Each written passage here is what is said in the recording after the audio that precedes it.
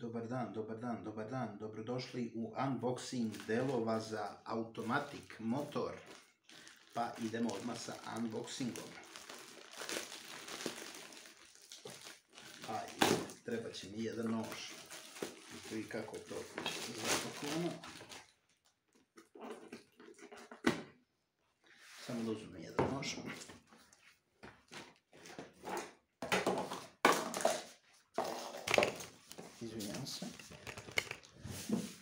Izvinjam se, evo tu je nož. Sad ćemo da unboxiramo.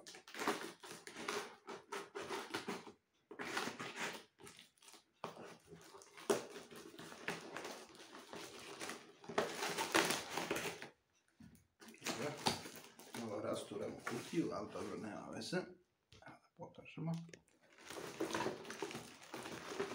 Evo ga. I evo ga. Pogledajte vi ovo čudo. Čudo prirode. Ljudi, znate šta je ovo? Nikad korišćena. Desna strana nikad korišćena. Jako bitna stvar kod starih motora. Kako ne bi ležajevi ispadali, mora da bude nikad korišćena. Kako ležajevi ne bi ispadali iz ležišta. Ovo je jako dobra stvar. Jako dobro. I evo vidite. Tu idu dva ležaja. Dekla, desna dekla. Onda idemo ležajevi. Pogledajte ovo, za 200 dinara. Dekla 2000 košta. 2000 dekla. Ležajevi DPI L17 ležajevi. 200 dinara jedan ležaj. Vidite, to su oni što se rasklapaju ležajevi. Novi ležajevi. Znači vidite. Moraju da idu na radilicu L17 ležajevi, inače se sve iskrivi. Nije ništa onda nego zabaciti. Znači ležajevi su dobri kad ovako ne ispadaju. I to su dobri ležajevi.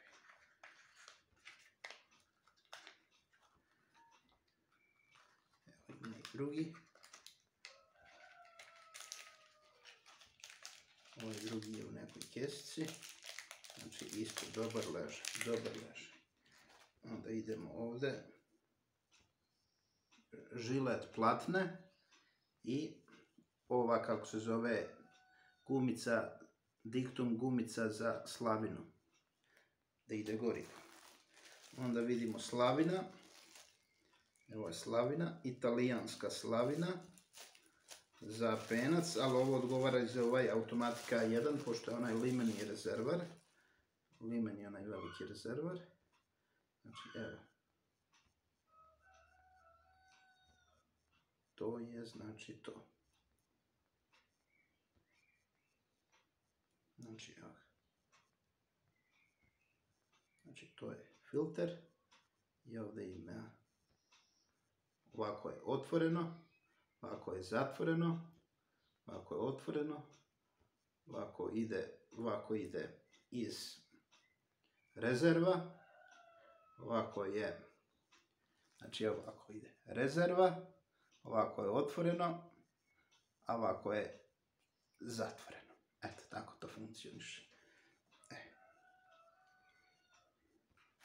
Onda šta još imamo? To. Pa nije vajte da mi nisu diktunge poslali. Tu su diktunzi. Već sam se uplašio. Evo vidite. I vidite, imamo jedan set diktunga. Znači ovo su dobri, trebalo bi da su dobri i kvalitetni diktunzi. Evo ima za glavu motora.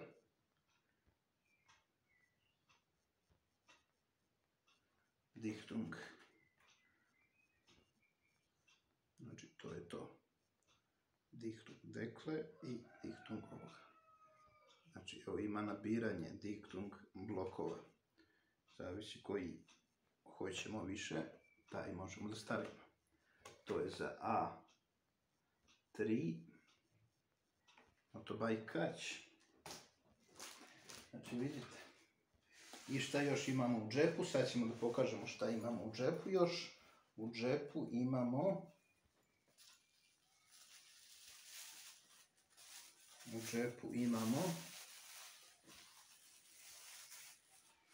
igličasti, Inin igličasti ležaj za korpu kvačila i ležaj gde ide desna strana, gde ide kvačilo. To se ovdje nabije. Dobar ležaj. Samo se odvrne ovaj poklopac sa šrafcigerom i to postane otvoreni ležaj. Mora da bude otvoren kako bi moglo ulje da ga podnosi. Znači tako. To smo videli smo.